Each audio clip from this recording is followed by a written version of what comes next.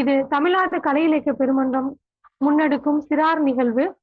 இதுல நூற்றாண்டு கண்ட ஆளுமை சாகித்ய அகாடமி விருதாளர் கீரா அவர்களுடைய கதைகளையும் பொது உடைமை கவிஞர் தமிழொலி ஐயாவுடைய பாடல்களும் இடம்பெற இருக்கு. இங்க 4 குழந்தைகள் கலந்துக்க இருக்கிறாங்க. சக்தி கவிஞா அவங்கள நாங்க இங்க அறிமுகப்படுத்துறோம். அவங்க கீரா அவர்களுடைய கதைகளை சொல்ல இருக்கிறாங்க. தமிழொலி ஐயாவுடைய பாடல்களை அபிநய சங்கமித்ரா அவங்க பாட இருக்கிறாங்க. தமிழொலி ஐயாவுடைய பாடல்களை வெண்பா அவர்களும், தமிழொலி ஐயாவுடைய பாடல்களை பிரபா அவர்களும் இந்த நிகழ்ச்சியில பாட இருக்கிறாங்க. இவங்களை அனைவரையும் நாங்க அன்புடன் வரவேற்கிறோம். ஊக்கப்படுத்துற பெற்றோர்களுக்கும் எங்களது மனமார்ந்த நன்றியையும் வாழ்த்துக்களையும் தெரிவிச்சுக்கிறோம். அரசு நீதி கதைகள் கீரா அவர்கள் எழுதிய சிறார் இலக்கியத்திலிருந்து ஒரு அழகான கதையை சக்தி கவிஞா சொல்ல இருக்கிறாங்க. இவங்க 12ஆம் வகுப்பு படிக்கிறாங்க. திண்டுக்கல் மாவட்டத்தை சார்ந்தவங்க. இவங்க முறைப்படியான பரத நாட்டிய கலைஞர். அரங்கேற்றம் பண்ணியிருக்கிறாங்க. நிறைய நிகழ்ச்சிகளை, தமிழ் இலக்கிய நிகழ்ச்சிகள்ல அவங்களுடைய பரதநாட்டியம் இடம்பெற்றிருக்கு. அதற்கான மாவட்ட அளவிலான ஏராளமான பரிசுகளை அவங்க வாங்கிட்டு இருக்கிறாங்க. அவங்க ஸ்கேட்டிங் பயிற்சியில தொடர்ந்து ஈடுபட்டுட்டு வர்றாங்க. அதுலயும் அவங்க சிறப்பா செயல்பட்டுட்டு வர்றாங்க. இவங்க தொடர்ந்து ஆங்கில இலக்கிய நூல்களை தான் படிச்சுட்டு வர்றாங்க. சமீப காலமாதான் தமிழ் இலக்கிய நூல்ல ஆர்வம் காட்டி அதிக அளவிலான தமிழ் இலக்கிய நூல்களை அவங்க படிச்சுட்டு வர்றாங்க. சக்தி கவிஞா அவர்களை கதை சொல்வதற்காக அழைக்கிறோம். அனைவருக்கும் வணக்கம். என் பேரு சக்தி கவிஞா. நான் 12ஆம் வகுப்பு படிக்கிறேன். இன்னைக்கு நான் கீராவோட ஒரு கதையை தான் நான் சொல்ல போறேன். இது ஒரு கற்பனை கதையாக தான் நான் நினைக்கிறேன். அதாவது கதை ஒரு ராஜா ஒரு மந்திரி இருக்காங்க. அந்த ராஜாக்கு அந்த மந்திரினா ரொம்ப பிடிக்கும். அந்த ராஜா எல்லா விஷயத்திலயுமே அந்த மந்திரியை இல்லாம பண்ணவே மாட்டாரு. ஒரு நாள் என்ன நடக்குதுன்னா, அந்த மந்திரிய பார்க்க ஒரு 7 நாட்டு சனியன் வரான். அந்த மந்திரி ரொம்ப நல்லவரா இருக்கிறனால அந்த சனியை கண்ணை தெரியறான். அப்போ அந்த மந்திரி கெஞ்சி அழுது என்னை விட்டுரு அப்படின்னு கேட்கும்போது அந்த சனியன் என்ன சொல்றான்னா, இது எனக்கு கட்டளை, இதை நான் பண்ணலன்னா எனக்கு துன்பம் நேரிடும் அப்படின்னு சொல்லிட்டு அந்த சனியன் சொல்றான். அப்போ இல்ல நான் பாவம், என்னை விட்டுருங்க, நான் ரொம்ப நல்லவன் அப்படின்னு அந்த மந்திரி கதறாரு. அப்ப அந்த சனியன் சரி எல்லாத்தையும் நான் 7.5 வருஷம் பிடிச்சேன்னா நான் உன்னை 7.5 மாசம் மட்டும் உன் மேல இருந்துட்டு நான் போயிடுறேன் அப்படின்னு சொல்லும் போது அந்த மந்திரி சொல்றாரு, 7.5 மாசம்னாலும் 7.5 வருஷம்னாலும் நீ வந்தா நான் சின்ன பின்னமாயி அழிஞ்சு போயிடுவேன் அப்படின்னு சொல்றாரு. அதுக்கு அந்த சனியன் இப்போ நீ நான் சொல்றத ஏத்துக்கலைன்னா நான் தூசியா கூட உன் மேல பட்டுக்குவேன், உன் கூட சேர்ந்துக்குவேன் அப்படின்னு சொல்றாரு.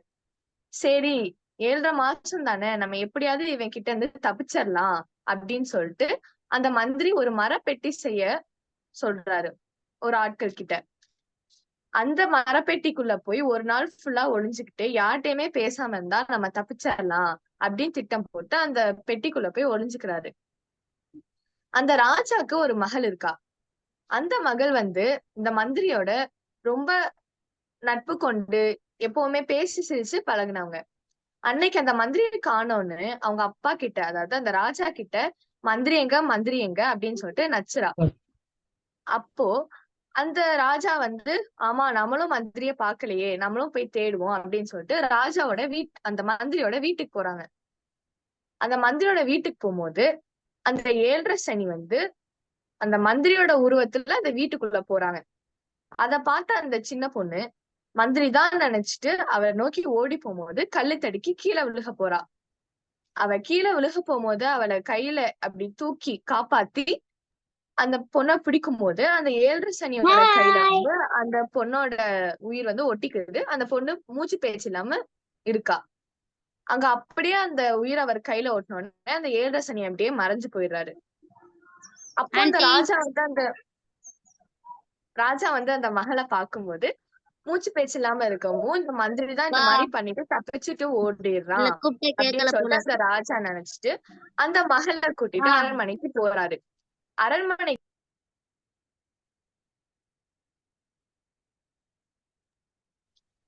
அந்த ராஜா வீரர்கள் கிட்ட இந்த மந்திரியை கண்டுபிடிங்க, அந்த கண்டுபிடிச்சு அவனை ஒரு பாறையில கட்டி அவனை மலையில இருந்து தள்ளி விட்டுருங்க, அவன் அப்படிதான் சாகணும் அப்படின்னு சொல்லிட்டு கட்டளையிடுறாரு. வீரர்கள் எல்லாரும் ஊர் முழுக்க தேடுறாங்க. அப்போ ஒரே ஒரு வீரன் மட்டும் வந்து வீட்டுல யாருமே இல்ல, ஆனா அங்க ஒரு மரப்பெட்டி மட்டும் இருக்கு, அது பூட்டி இருக்கு, அது திறக்க முடியல அப்படின்னு சொல்றான். அப்ப அந்த ராஜா அந்த பெட்டியை உடைச்சு திறங்க அப்படின்னு சொல்லும்போது அதை உடைச்சு திறக்கும் போது அதுக்குள்ளதான் அந்த மந்திரி ஒளிஞ்சிருக்காரு. அவர் நல்லா அடி அடின்னு அடிச்சு அந்த மலைக்கு மேல போய் பாறையில அவரை கட்டுறாங்க. கட்டும் போது அந்த மகள் முழிச்சு என்ன ஆச்சு அப்படின்னு அவங்க அப்பா கேட்கும் போது சொல்றான், நான் வந்து கல்லு தடுக்கி விழுக போனேன், அப்ப அந்த மந்திரி தான் என்னைய தூக்கி பிடிச்சு காப்பாத்தினாரு அப்படின்னு சொல்லும் போது அந்த ராஜா அவனை கொல்லாதீங்க அப்படின்னு சொல்லிட்டு அவனுக்கு ஆணையிடுறாரு அந்த வீரர்களுக்கு. அப்போ அந்த மந்திரி திருப்பி வரும்போது தான் அவருக்கு கோவமே படல. இப்போ இந்த கதைய வந்து ஒரு ஊருக்குள்ள எல்லாரும் உட்கார்ந்து இருக்கும் போது ஒருத்தர் சொல்லிட்டு இருக்காரு. அப்போ அங்க இருந்த ஒரு தாத்தா வந்து இந்த மாதிரி ராஜாவே இப்படி ஆக்குன ஒரு சனி நம்மளே பிடிச்சா என்ன ஆக்குமோ, நம்மளாம் சின்ன பின்னமாயிருவோம் அப்படின்னு இந்த தாத்தா சொல்லும்போது, இது ஒரு கதை தான், ஆனா அனுமான் கிட்ட இருந்து இந்த சனியோட பாச்சா பலிக்கல அப்படின்னு சொல்லி அந்த கதை சொல்றாரு. அது என்ன கதை அப்படின்னு கேட்கும்போது, அனுமான வந்து பிடிக்கிறதுக்கு அந்த 7.5 சனி அனுமான் கிட்ட போச்சாம். அப்போ அந்த அனுமான் என்ன சொன்னார்னா, நீ என் மேல ஒட்டிக்க நீயா தானே வந்த, அப்போ நீயா தான் என்னைய விட்டு போகணும் அப்படின்னு சொல்றாரு. என்ன இவரு இவ்வளவு சுலபமா நம்மளை விட்டுட்டாரு அப்படின்னு சொல்லி அந்த சனி யோசிச்சு 7.5 வருஷம் அவர் மேல இருக்கு. அந்த அனுமானுக்கு வந்து எந்த வேலையும் இல்லாம மரத்து கீழே படுத்திருக்கிறது தான் பண்ணிட்டு இருக்காரு. அப்போ அவருக்கு வந்து சாப்பிடறதுக்கு காடு முழுக்க பழங்கள் இருக்கு, குடிக்கிறதுக்கு காட்டுல தண்ணிக்கு பஞ்சமும் இல்ல. சரி 7.5 வருஷம் கழிச்சு நம்ம போயிடலாம் அப்படின்னு சொல்லிட்டு அந்த சனி வந்து அவரை விட்டு பிரிய பார்க்கும்போது அந்த சனியால அவரை விட்டு பிரிய முடியல. அப்போ அந்த சனி கதறி அழுது என்னை விட்டுருங்க நான் போயிடுறேன் அப்படின்னு அனுமான் கிட்ட கதறுது. அப்போ அனுமான் என்ன சொல்றாருன்னா, நீயா தானே என் மேல வந்து ஒட்டின, நீயா தான் என்னை விட்டு போகணும், நான் வரும்போதே உன்கிட்ட சொன்னேன் அப்படின்னு சொல்றாரு. நான் எவ்வளவோ முயற்சி பண்றேன், ஆனா என்னால உங்களை விட்டு போக முடியல அப்படின்னு சொல்லிட்டு சனி கதறும் போது அவர் உடம்புல இருக்கிற ஒரு முடிய மட்டும் எடுத்து கீழே போடுறாரு. பிச்சு கீழே போடும்போது அந்த முடியோட அந்த சனியும் போயிடுது.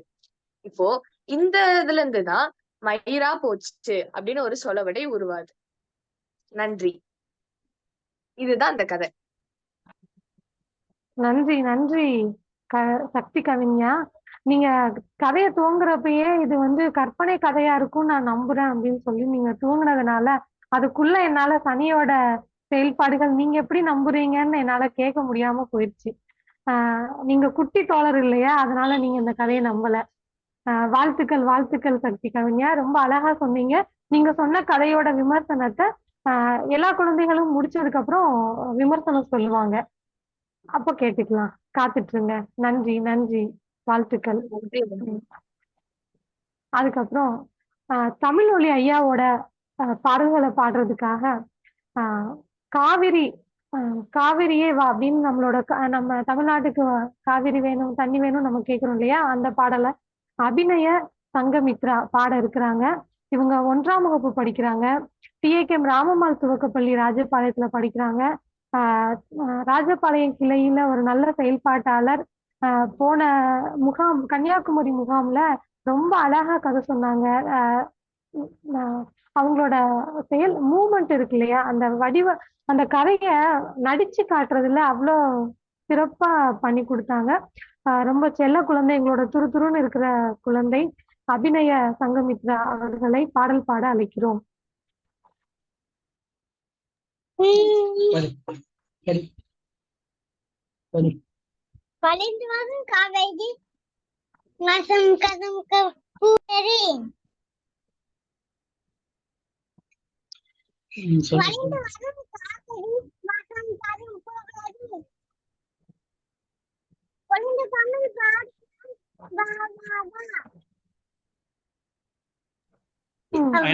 வீடியோ ஆன் பண்ணுங்க. வீடியோ ஆன் பண்ணிட்டு பாப்பா பாத்து கூட படிக்கட்டும், ஒன்னும் பிரச்சனை இல்ல. ஓகே ஓகே, வீடியோ உங்க பக்கத்துல. அப்படியா, சரி சரி. எனக்கு வீடியோ ஆன் ஆக மாட்டேங்குது. நான் இன்ஸ்டால் பண்ணி பார்த்தேன் வீடியோ. நீங்க அனுப்ப லிங்க்ல இருந்து வந்தா எனக்கு வீடியோ ஆன் ஆக மாட்டேங்குது. சரி அது என்ன செக் பண்ணிட்டு வரட்டா? இல்ல இருக்கட்டும், பரவாயில்ல, பாப்பா பாடட்டும். பாப்பா மைக்க வாயா. மட்டும் செல்ல மட்டும் பக்கத்துல கொடுத்துருங்க. பாடு. வழிந்து வரும் காவேரி. சொல்லு சொல்லு.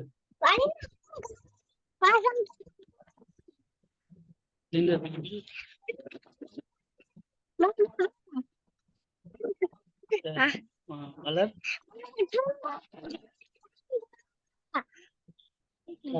குடகு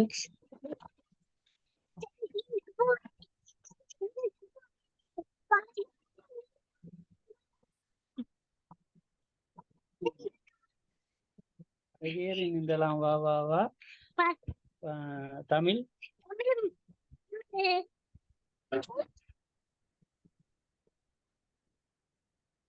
சொல்லு. தமிழ் பட்டாடை சேர்ந்தலாம் வா வா வா. அடுத்து சொல்லு. கடைசி என்னது? கடைசி சொல்லுப்பா, மறந்துட்டியா? ஒரு நிமிஷம் பதட்டப்படுறா. அபிநயா, அபிநயா லைன்ல இருக்கா? அவர்கிட்ட கொடுங்க, போன் கொடுங்க. அபிநயா சொல்லு, பேசு. இது என்னது? பேசு. அபிநயா, காவேரினா என்ன? திரைவிரியும் காவேரி.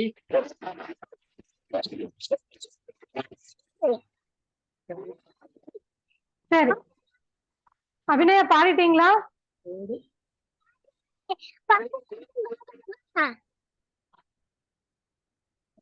சரியா கேக்கல. சரி சரி, ஆமா, பாப்பா பாடினது சரியாவே கேக்கல.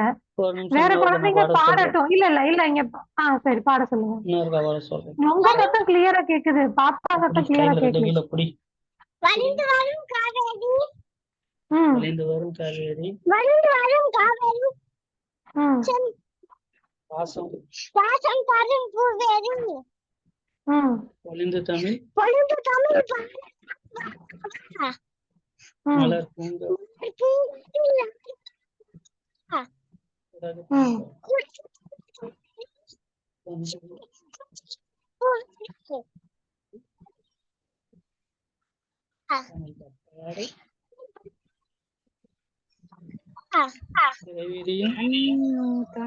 திரைவிரியும் காவேரி.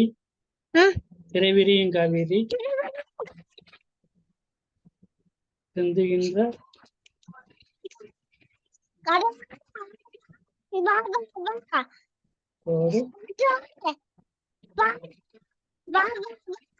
நன்றி. ஹலோ. சரி, சரிங்க, சரி ஐநா பாண்டி. சரி சரி, நன்றி தம்பி.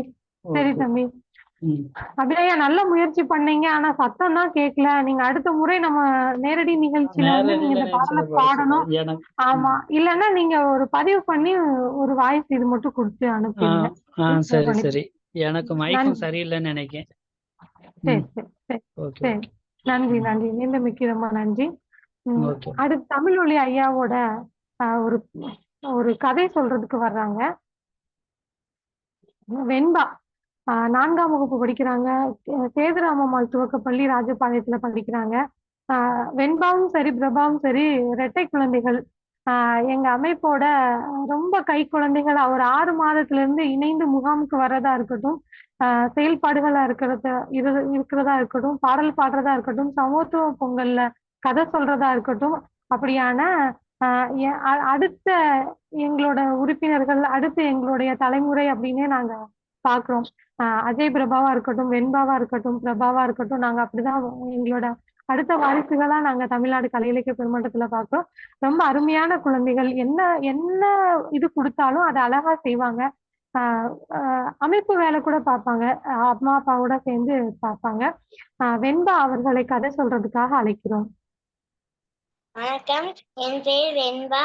நான் வந்துட்டு கோழி கலர் போறேன்.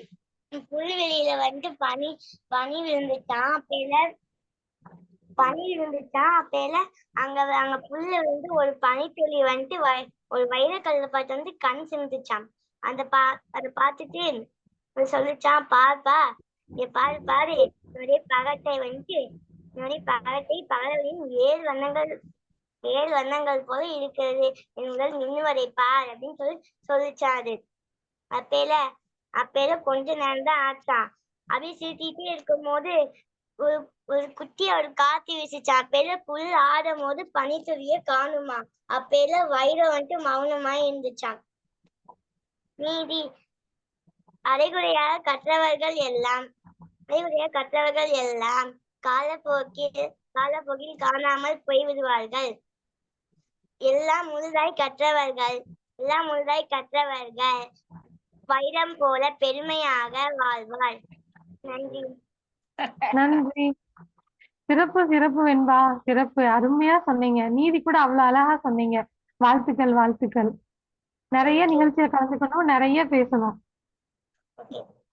வாழ்த்துக்கள். அடுத்து பிரபாவை கூப்பிட்டுலாமா?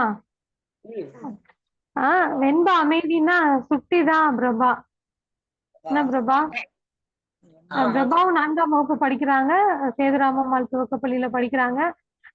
நல்ல சிறந்த கதை சொல்லி நல்லா டான்ஸ் பண்ணுவாங்க நிறைய பாடல்களுக்கு. பிரபா அவர்களை கதை சொல்றதுக்காக, தமிழொலி ஐயாவோட கதை சொல்றதுக்காக அழைக்கிறோம். வணக்கம், என் பேரு பிரபா. நான் 4th ஸ்டாண்டர்ட் படிக்கிறேன். நான் என்னோட கதை பேரு வந்து தம்பி சற்றே மெலிவானாள். ஒரு ஊர்ல ஒரு பெரிய மரம் இருந்துச்சாம். அந்த மரத்துல ஒரு பொந்துல ஒரு நொண்டி மைனா வந்து இருந்துச்சா. அந்த நொண்டி மைனாக்கு வந்து பறக்கவே முடியாதான். அப்ப அது வந்து கிடைச்ச உணவை தான் சாப்பிடுமா. உணவு கிடைக்கலன்னா பத்தியாதான் இருக்குமா. அப்ப அது ஒரு புது மைனா பறந்து வந்துட்டான். புது மைனா பறந்து வந்தப்ப நொண்டி மைனா சொல்லிச்சான், உன் மேல மனித வாசனை அடிக்க அப்படி சொல்லிச்சான். சரின்னு விட்டுச்சான். அப்ப வந்து நொண்டி மைனாக்கு அதோட எப்படி அதோட குவாலிட்டி ஆச்சு அப்படின்னு அதோட கவலையான கதையெல்லாம் புதிய மைனோட சொல்லிச்சான். புதிய மைனா வெளிய பறந்து போச்சு. பறந்து போய் நிறைய புழுக்கள் எல்லாம் கொண்டு வந்து அந்த நொண்டி மைனாட்ட கொடுத்துச்சான். நொண்டி மைனா கட்டிச்சான், உன் மேலைய இப்படி மனசு வாசனை அடிக்கி கட்டிச்சான். அது சொல்லிச்சான், என்னை ஒரு கரும்பி வளர்த்து வந்தான். இந்த கரும்பி வந்து அவன் தம்பிதான் நொண்டி. அப்ப அந்த நொண்டி பையன் வந்து சொத்துல பங்கு கேட்டான். அதுக்கு அந்த கரும்பி நொண்டிக்கு பங்கா அப்படின்னு கேட்டு என்னை உதச்சி வீட்டை விட்டு தள்ளி விட்டுட்டான். இந்த அயோகன் கிட்ட இருந்தா நம்மளுக்குதான் ஆபத்து அப்படின்னு சொல்லிட்டு நானும் பறந்து வந்துட்டேன் அப்படின்னு சொல்லிச்சான். அது சொன்ன உடனே நொண்டி மைனா வந்து பெருமூச்சு விட்டுச்சான். நீதி, இந்த பறவைக்கு கூட இவ்வளவு நல்ல குணம் இருக்கு, ஆனா மனுஷனுக்கு அது கூட இல்ல. தேங்க்யூ. நன்றி. அழகா சொன்னீங்க. மனுஷங்களுக்கு நன்றி இல்லை அப்படின்னு சொல்லிட்டு அப்படிதான் நடந்துக்கிறாங்க. என்ன பிரபா? சிறப்பு. அழகு, சிறப்பு. அடுத்து நம்ம நிகழ்ச்சியில வந்து ஜீவா அவர்களை ஐயாவை பற்றி நம் தோழர் ஜீவா அவரோட பிறந்த நாள் சமீபத்துல கொண்டாடப்பட்டது. பூதப்பாண்டியில நம் கலை இலக்கிய பெருமன்றம் சார்பா அந்த மன்றத்தை தோற்றுவித்தவரே அவர்தான். அவருடைய பாடலை பாடுறதுக்காக குட்டி தோழர் மகாலட்சுமி அவர்களை அழைக்கிறோம்.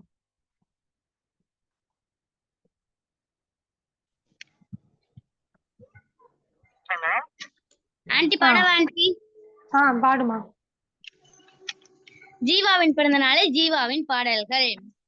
வெளுத்ததெல்லாம் பாலுமல்ல இந்தியாவே, வெளி வேஷமெல்லாம் உண்மையல்ல இந்தியாவே. வெளுத்ததெல்லாம் பாலுமல்ல இந்தியாவே, வெளி வேஷமெல்லாம் உண்மையல்ல இந்தியாவே. வெளி வேஷமெல்லாம் உண்மையல்ல இந்தியாவே. பழுத்த சூதர் தலைவரை போல் இந்தியாவே, இங்கு பழக கண்டோம் விழித்துக் கொள்வா இந்தியாவே. பழுத்த சூதர் தலைவரை போல் இந்தியாவே, இங்கு பழக கண்டோம் விழித்துக் கொள்வா இந்தியாவே. சூதர்கள் இங்கு பழக கண்டோம் விழித்துக் கொள்வா இந்தியாவே. உதட்டிலே தேன் உள்ளத்திலே நஞ்சு இந்தியாவே, கொண்ட உத்தமர்கள் மெத்த உண்டு இந்தியாவே. உதட்டிலே தேன் உதட்டிலே தேன் உள்ளத்திலே நஞ்சு இந்தியாவே கொண்ட உத்தமர்கள் மெத்த உண்டு இந்தியாவே சிலந்தி வலை ஈய கொள்ளும் இந்தியாவே தனி செல்வர் கட்சி பொதுமை கொள்ளும் இந்தியாவே சிலந்தி வலை ஈய கொள்ளும் இந்தியாவே தனி செல்வர் கட்சி பொதுமை கொள்ளும் இந்தியாவே மலம் விரும்பும் ஜந்துவை போலவர் இந்தியாவே பணம் மகிமை பேசி கொள்கை விற்பார் இந்தியாவே மலம் விரும்பும் ஜந்துவை போலவர் இந்தியாவே பணம் மகிமை பேசி கொள்கை விற்பார் இந்தியாவே பணத்தின் ஜாலம் பசப்பு வர்த்தே இந்தியாவே கொள்கை பறந்திட நீ பார்த்திடாதே இந்தியாவே பணத்தின் ஜாலம் பசப்பு வர்த்தே இந்தியாவே கொள்கை பறந்திட நீ பார்த்திடாதே இந்தியாவே அனைத்தும் தியாகம் செய்தும் மின்னால் இந்தியாவே வெற்றிட செங்கோடையின் கீழ் நின்றிடு இந்தியாவே அனைத்தும் தியாகம் செய்தும் மின்னால் இந்தியாவே வெற்றி பெற்றிட செங்கோடையின் கீழ் நின்றிடு இந்தியாவே நன்றி வணக்கம். நன்றி. உங்களோட கம்பீர குரல்ல ஜீவா அவர்களை பற்றின பாடல்கள் அவ்வளவு அருமையா இருந்தது. வாழ்த்துக்கள் மகாலட்சுமி. Thank you aunty. வாழ்த்துக்கள். இல்ல வேணாம். அவ என்ன கதை சொல்லுவா? மாதவன் மியூட் பண்ணிக்கோங்க. தோழர் மாதவன். இல்ல அவங்க போன்ல பேசிட்டு இருக்காங்க. இது மதிமிதா கதை சொல்லலாமா ஆண்டி? மதிமிதா ஒரு கதை சொல்லலாமா ஆண்டி? யாரோட கதை? யாரோட கதை?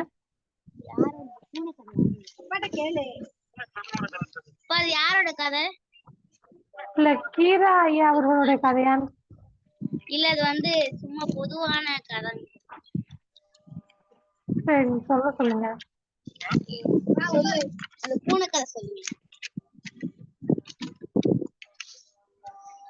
ஒரு ஊர்ல சிட்டு மிட்டுன்னு 2 பூனை இருந்தது. அந்த பூனை டெய்லியும் எல்லார் வீட்லயும் இருந்த மீனெல்லாம் திருடி சாப்பிட்டு இருக்குமா. அப்ப ஒரு நாள் சொல்லிட்டேன் நான். அவ சொல்லிக்கிட்டு இருக்கா. ஒரு நாள் எல்லா வீட்லயும் ஜன்னல் அடைச்சிருந்ததா. அப்ப ஒரே ஒரு வீட்டுல மட்டும் ஒரு ரொட்டி இருந்ததாம். அந்த ஒரே ஒரு ரொட்டி தான் இருந்தது. அந்த ரொட்டிய 2 பேரும் போய் எடுத்தாங்களாம். அப்ப சிட்டு சொல்லிச்சா, நான் தான் இதை ஃபர்ஸ்ட் பார்த்தேன், அதனால நான் தான் இதை சாப்பிடுவேன் அப்படின்னு சொல்லிச்சாரு. நான் தான் இதை ஃபர்ஸ்ட் எடுக்கவும் செஞ்சேன், பார்க்கவும் செஞ்சேன், அதனால நான் தான் ஃபர்ஸ்ட் சாப்பிடுவேன் அப்படின்னு சொல்லிச்சான்.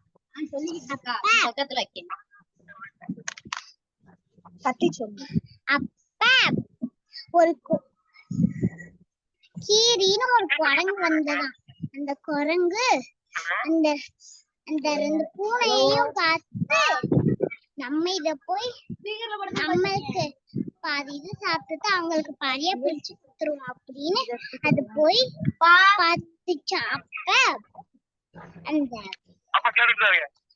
கீரின்ற குரங்கு அந்த இடத்துக்கு போய், எதுக்கு இப்படி சண்டை போடுறீங்க, நான் உங்களுக்கு பாதியா பிரிச்சு தரேன் அப்படின்னு சொல்லிச்சு. அத பாதியா பிரிச்சுச்சான். அதுல ஒண்ணு பெருசாவும் ஒண்ணு சிறுசாவும் இருந்ததா. அப்ப அந்த குரங்கு பெருசா இருந்தத பாதியா கடிச்சு ஒண்ணு போல ஆக்கிருச்சு. அதுக்கப்புறம் சிட்டு கிட்ட ஒரு பங்கு, மிட்டு கிட்ட ஒரு பங்கு கொடுத்துருச்சான். மேம் அவ்வளவுதான் மேம். சரி மேம், இந்த கதையெல்லாம் நல்லா சொன்னீங்க மேம். அடுத்த வாட்டி தமிழொலி ஐயாவோட கதையை நான் உங்களுக்கு அனுப்பி வைப்பேன் மேம். ஓகே மேம், சொல்லுங்க. நீங்க சொல்லணும் கண்டிப்பா. அடுத்த வாரம் கண்டிப்பா சொல்லுங்க. சிறப்பு அழகா இருந்தது. இந்த இப்போ கதைகள் சொன்னாங்க, பாடல் பாடினாங்க. அந்த குழந்தைகள் பற்றின விமர்சனங்கள் வரவேற்கப்படுகின்றன. பிரபாகரன் தோழர் உட்காரு. நான் ஒரு சொந்தக்காரங்க வீட்டுல இருக்கேன். சரிங்க தோழர். ஒரு ஃபங்க்ஷன் சரி வந்திருக்கேன். கொஞ்சம் பேசணும். சாரி. சரிங்க தோழர். சரி. ஆம். தமிழ்நாடு கலை இலக்கிய பெருமன்றத்தின் பொதுச் செயலாளர் அறம் அவர்களை விமர்சனம் சொல்ல அழைக்கிறோம்.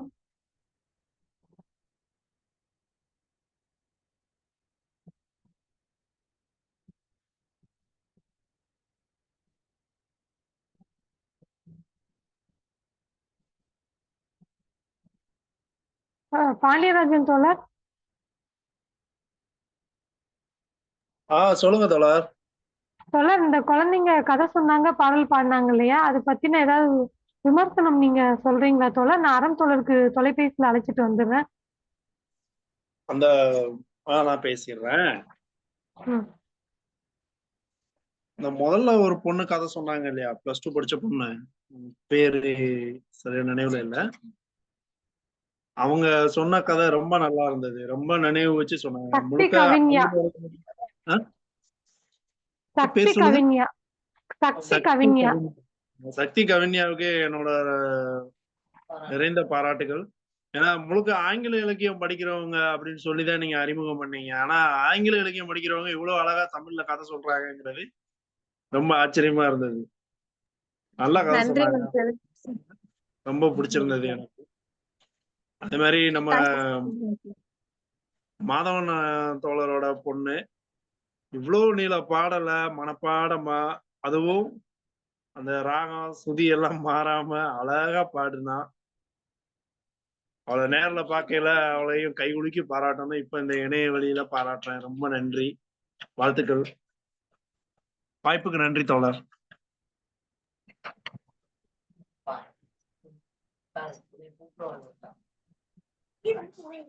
அடுத்து வேற யாராவது குழந்தைகளை தொலைபேசி இருந்தாங்க, தொலைபேசியில தொடர்பு கொள்ள முடியல. சரி. அறம் தோழர்ல இங்கதான் இருக்கு. தோழர்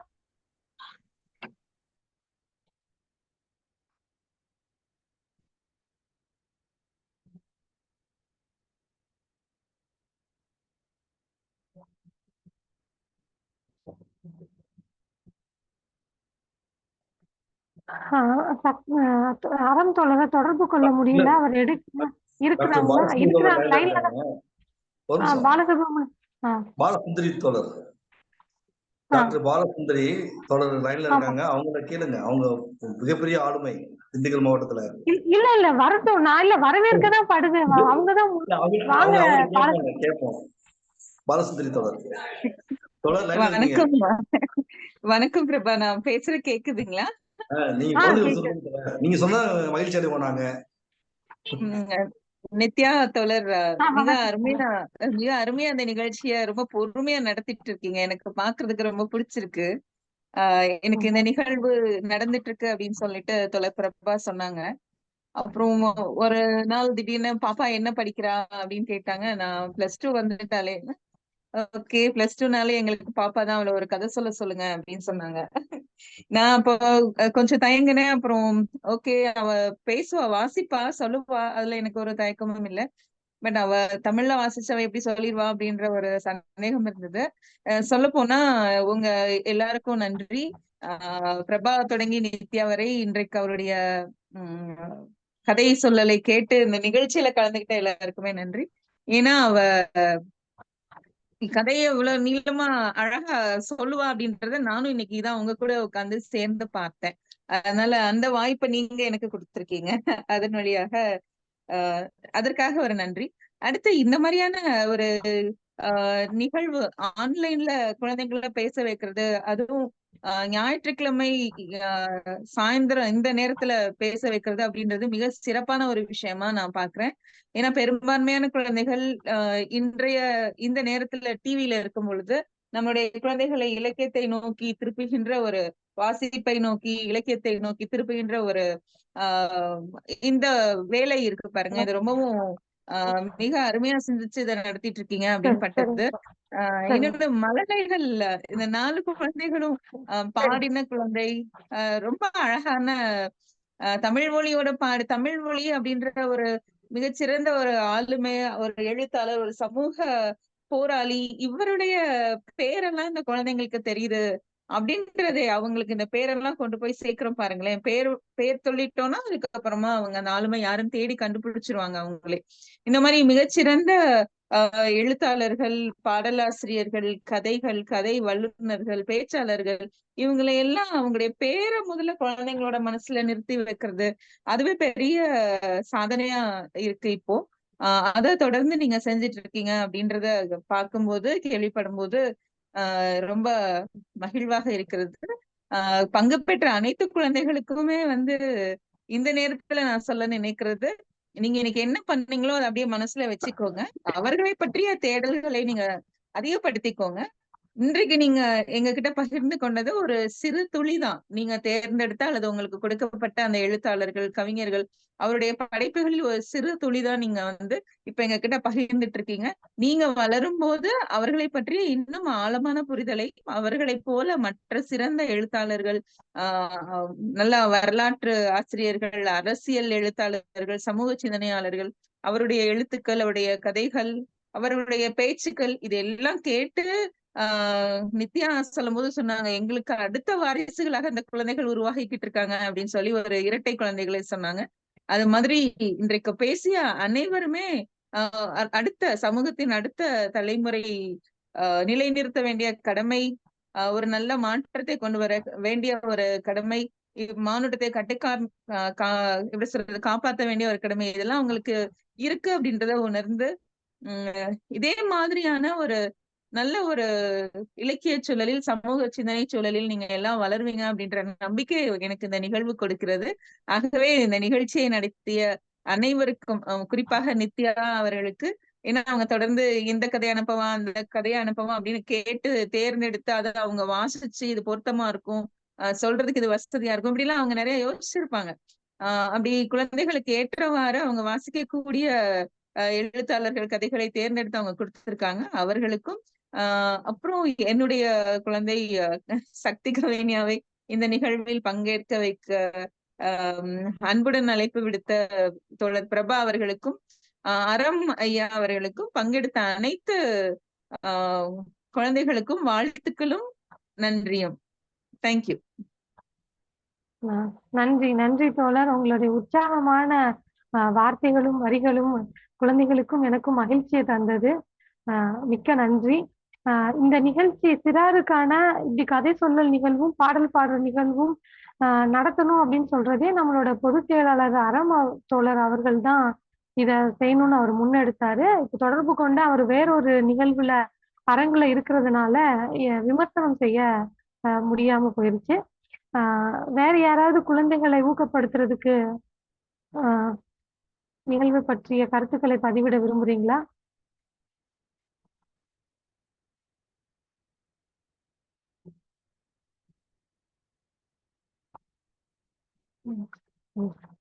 நானே சொல்லுவேன். சக்தி கவிஞா சனீஸ்வரன் பத்தின ஒரு கற்பனை கதையா இருக்குமோ அப்படின்னு சொல்லி துவங்குனாங்க. நல்லா சொன்னாங்க. தொடர்ச்சியா நல்லா கதைய முன் வச்சு அந்த காட்சிப்படுத்துற மாதிரியான இதுவா சொல்லி நான் அதை எப்படி கண்ணோட்டத்துல பாக்குறேன், இதனாலதான் இந்த ஒரு வார்த்தை சொலவடன்னு சொல்லுவாங்க இல்லையா, அந்த மாதிரியான வார்த்தைகள் உருவாச்சு அப்படின்றத முன் வச்சு அருமையா கதை சொன்னாங்க. கீரா அவர்களுடைய கதைகளை சொன்னாங்க. அந்த குழந்தைக்கு எங்களது மனமார்ந்த நன்றியும் வாழ்த்துக்களையும் தெரிவிச்சுக்கிறோம். அபிநய சங்கமித்ரா அப்படியே கீச் குரல்ல பேசுவாங்க, கணீர்னு பேசுவாங்க. இன்னைக்கு அவங்களுக்கு லைன் சரியா கிடைக்கிறதுனால ஒரு அழகான பாடல், காவிரியோட ஒரு அழகான பாடலை அவங்களுக்கு நாங்க தேர்வு செஞ்சு கொடுத்தோம். அவங்களும் ரொம்ப குட்டி குழந்தை, 1ஆம் வகுப்பு தான் படிக்கிறாங்க. நல்லா பாடுவாங்க. பரவாயில்ல, அவங்க பதிவு செஞ்சு கொடுக்கட்டும், நம்ம கதை சொல்லி அந்த குரூப்ல நம்ம பகிர்ந்துக்கலாம். அபிநய சங்கமித்ரா அவங்களுக்கு எங்களது மனமார்ந்த நன்றியும் வாழ்த்துக்களையும் தெரிவிச்சுக்கிறோம். அதுக்கப்புறம் எங்களுடைய வெண்பா பிரபா ரொம்ப அழகா, எப்பவுமே பிரபாவோட கதை சொல்லல் கொஞ்சம் பெரிய கதையா சொல்லுவாங்க. வெண்பா இன்னைக்கு அவ்வளவு அழகா சிரிச்சுட்டு அந்த கருத்துக்குள்ள போயிட்டு நீதி அப்படின்ற தலைப்பு சொல்லி அவங்களோட வார்த்தையும் சேர்த்து சொன்னது ரொம்ப அருமையா இருந்தது. கொஞ்சம் வளர்ந்துட்டாங்க 2 பேருமே. வாழ்த்துக்கள் வெண்பா பிரபா. இரு குட்டி தோழர்களுக்கும் எங்களது மனமார்ந்த வாழ்த்துக்களை சொல்றோம். நிகழ்ச்சியில தொடர்ந்து இருங்க. நம்ம தொடர்ந்து செயல்படுவோம். நிறைய கதைகளையும் நிறைய பாடல்களையும் நம்ம பொதுவெளிக்கு கொண்டு வரணும். நம்மளும் பாடணும். அதற்கான கருத்துக்களை நம்மளும் மனதுல பதிவிட்டுக்கிறதுக்கான கடமை நம்மளுக்கு இருக்குது. இது 8வது நிகழ்வு இன்னைக்கு நடந்து முடிய போகுது. அடுத்த வாரம் 9வது நிகழ்வு சிறாருக்கான கதை சொல்லல் மற்றும் பாடல்களுக்கான நிகழ்வு. அடுத்த வாரம் 9வது நிகழ்வு. நிகழ்வில் நம்ம தொடர்ந்து பயணிக்கலாம். அடுத்த வாரம் எல்லாரும் தொடர்புல வாங்க. நன்றி, வணக்கம்.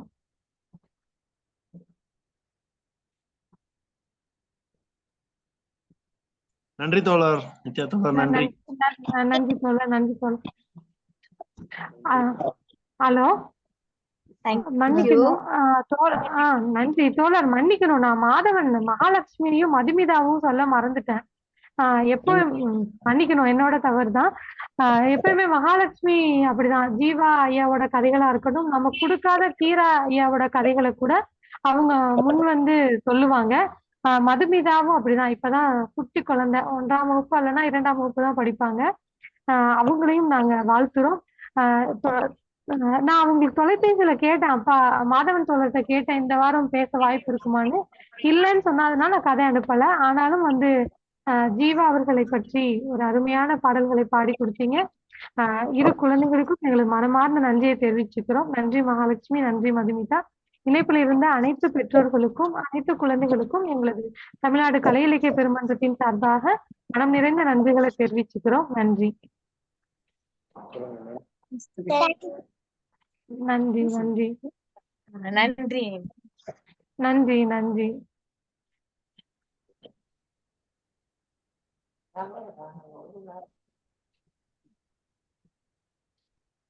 Waiting.